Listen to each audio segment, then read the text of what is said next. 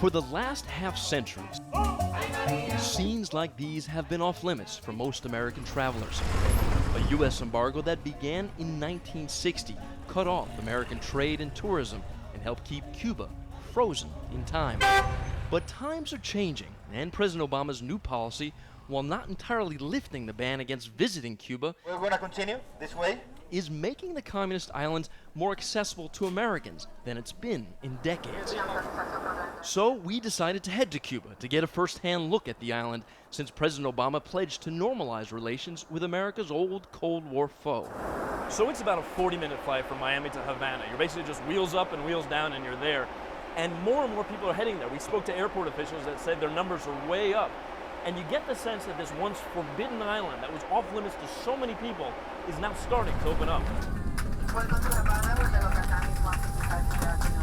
Last year, about 100,000 U.S. citizens traveled to Cuba, not to mention the 300,000 Cuban Americans visiting family and friends each year.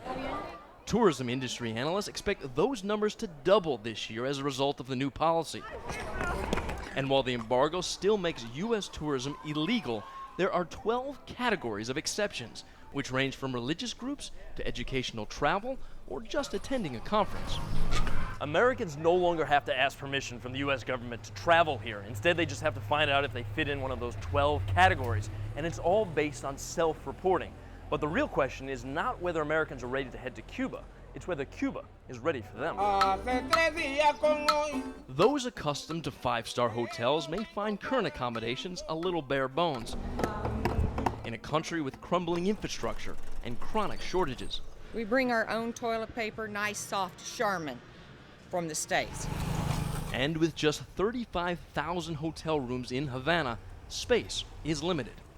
While U.S. tourists will eventually be able to use credit cards and debit cards from American banks, for now, Cuba largely remains a cash-only economy. I think it'll take a while for the city to get ready for American tourists in volume. Still, just the prospect of better relations with Washington and more trade with the world's largest economy has some here in Havana hopeful that this new U.S. policy is actually just the beginning. In 1 year, no more embargo. I tell you, man, I tell you. No more embargo. Everybody's going to be, and the American going to be welcome here.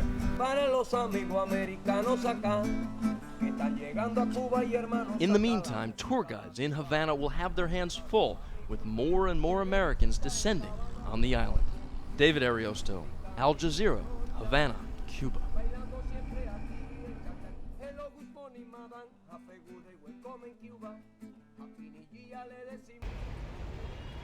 David, here in Havana, talks are already underway between top Cuban leadership and State Department officials. They're going to be discussing everything from remittances to travel and tourism, essentially everything that's a part of this shift in U.S.-Cuba policy. Also the opening of the embassy here. Of course, there's an intersection. It's more of a changing of the nameplate on the door, but still, it's significant. Now, Cubans that we've spoken to are very excited about the change, Americans equally so, and yet traveling here to the island is not as easy as you might think. Now, what we've learned here in Havana from top Cuban officials is that human rights issues are also on the table. This, of course, has long been a sticking point in terms of trying to develop momentum to normalize relations between the United States and Cuba. And that's created a sense of hope here in the islands. Hope that this is a sort of a new beginning in terms of that relationship. The big sticking point, however, is the embargo, and that's going to require an act of Congress to do away with. David? Here in Havana, talks are already underway between top Cuban leadership and State Department officials. They're going to be talking about everything from travel to remittances, the opening of an embassy here on the island. And all of this surrounds this changing U.S.-Cuba policy that's been in place for several decades. Now, Cubans that we've spoken to are very hopeful about the change, Americans equally so, and yet the particulars of being here on the island as a tourist or a traveler are not as easy as you might think. Here in Havana, according to top Cuban leadership, human rights issues is also on the table. Now, of course, that has long been a sticking point between the United States and Cuba in terms of trying to normalize relations between these two countries. What we see now, however, is sort of a hope that this could represent some sort of marked change and that this might actually just be the beginning.